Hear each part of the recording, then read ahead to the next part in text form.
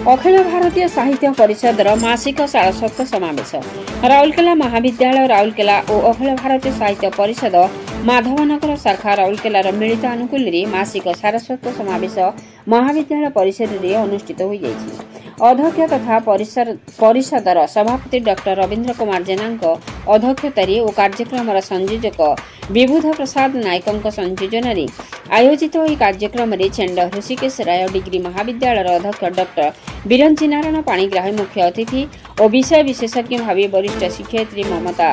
सामल और अध्यापिका प्रियंका पलई जोगदे आलोच्य विषय लोकजीवन वेद भागवत संपर्क में आलोचना करथिले। आलोच्य प्रसंग में मत रखी श्रीमती सामल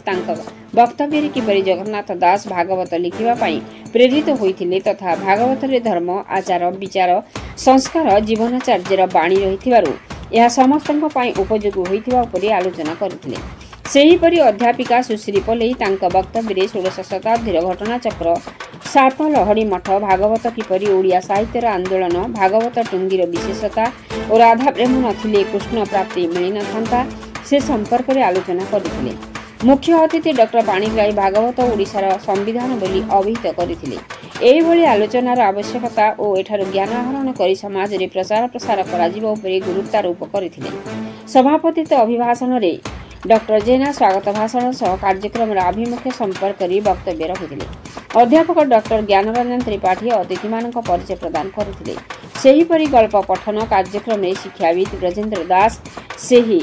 बुढ़ी लोकटी शीर्षक गल्प पाठ करथिले। द्वितीय पर्याय कविता पाठोत्सव कार्यक्रम में काशीनाथ नंदी सभापतित्व करथिबा बेले अध्यापिका अलका महांती स्वागत भाषण सह कविता पाठ और आभिमुख्य संपर्क वक्तव्य रखिथिले। साहित्यिक धरित्री पाइकराय मोनालिसा बेहेरा संयोजन सर्वश्री तारिणीचरण साहू आशुतोष ज्योतिष अजय कुमार पाणी सत्यव्रत दास शकुंतला बारिक ललिता बेहेरा विजयनी जेना सस्मिता महापात्र सुस्मिता महापात्र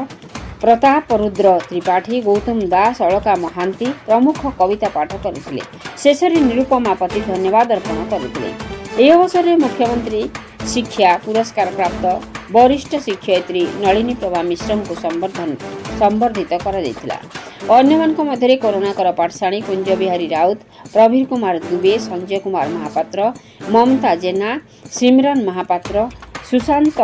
कुमार महांती आभास कुमार होता अजय कुमार बेहेरा त्रिलोचन स्वाई चिन्मय त्रिपाठी प्रमुख उपस्थित थिले। राउरकेला कुंज बिहारी राउत रिपोर्ट मसीहा न्यूज। आपण मसीहा न्यूज यूट्यूब चैनल को सब्सक्राइब कलेनी कि जदि करिनाहंती एबे करिनियंतु। एहा सह मसीहा न्यूज रो फेसबुक पेज को और ट्विटर को फॉलो करंतु। ता सह मसीहा न्यूज रो ऐप आसी गलानी निज मोबाइल रो प्ले स्टोर रो डाउनलोड करनियंतु। जय जगन्नाथ। सर आपण परिचय आज ये जो कार्यक्रम आप जोग देइछंती यार अनुभूति संपर्क मो श्री बिरंची नारायण पाणिग्राही ऋषिकेश डिग्री महाविद्यालय अध्यक्ष आज मु निमंत्रित मुख्य अतिथि रूपे यही अनुष्ठान जोगदे जहाँ उपलब्धि कली भागवत वास्तविक जीवन में बर्तमान ये कली जुगरे एवं ये जो आधुनिक जुगरे केतु यथातथा जदि यही सांस्कृतिक समारोह माध्यम जी श्रोता अच्छे मुझे अच्छी एम जी समाज को नहीं पारे वास्तविक समाज परिवर्तन हो पार से मुझे एवं मु भी प्रतिश्रुति दूसरी भागवत श्रीमद भागवत विशेषत्व को जदि युवपीढ़ी बुझीपारे समाज तैयारी करिवारे सहायक एवं निश्चय भारत पुणी से पुनः भारत सृष्टि होबारे एवं शांतिप्रिय भारत रूपे पृथ्वी दंडायमान हो। धन्यवाद धन्यवाद सर। सर आज कार्यक्रम संपर्क मु डॉक्टर रवींद्र कुमार जेना आज आमर राउरकेला कॉलेज एवं अखिल भारत साहित्य परिषदर आनुकूल्य गोटे आमर आलोचना चक्र संगठित होती। आलोचना चक्रटी आमर होची जे आमर जगन्नाथ दास जो भागवत अच्छी ताहा आमर दैनंदिन जीवन में कि प्रभाव आम उपर अच्छी यह प्रकृत में गोटे बढ़िया भल विषय एथिरे आम सब उत्साहित अच्छु। विभिन्न विशेषज्ञ मैंने अच्छा आमर गोटे कविता आसर हम एवं गोटे गल्प आसर हम एथिरे आमे प्रकृत में भागवत ओडिशार प्रत्येक घरे घरे परिचित एवं दैनंदिन जीवन उपर यार कि प्रभाव आमे किपरि निजे परिवर्तन हवा निजको संशोधित करवा आत्म संशोधन फल आमे आमको परिवर्तन करवा आम परिवार को परिवर्तन करवा आम राष्ट्र गठन में भूमिका ग्रहण करवा ताहा आमको आज आम समस्त हृदयंगम कलु भागवतर किपरि आमे ताकू जो माने सब भागवत लिप्सु अछंती से माने किपरि भागवत सबुदिन अध्ययन करिवे तांकर हृदय किपरि झंकृत हबो ता आमे एठु उत्साहित हो जाउछु। आज भागवत होचे प्रकृत रे गोटे परम सत्य जिनिस जहाकू आमे नित्य नित्य पठन कर नित्य आमे यहाकू पठन करिवा यहाकू हमर आज आमे व्रत भाव ग्रहण करी ए सभाटी को आमे आज सफल करिछु। धन्यवाद धन्यवाद सर। तो ये कौन है मंदारण दुर्गरे अछंती अवस्थापित प्रतापेन्द्र देवଙ୍କର पुत्र वीरभद्र एवं सी से सहित युद्ध कर युद्ध पराजय कर कृष्णदेव राय अत्यंत खुशी होती पुत्र सामान गोटे मनुष्य से परास्त कर पराक्रम खुशी गोटे राज्य शासन करने तो ये राजा होती वीरभद्र ओडिशा गंगवंश पाखक तो सेठिकार किसी लोक चक्रांतर वीरभद्र देव कौन होती अपमानित होती वीरभद्र देव अपमानित होती मो नुहे कि आप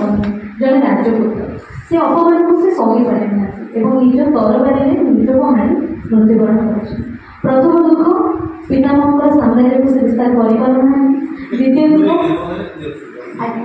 द्वितीय दुख गोविंद विद्याधर आत्मविश्वासता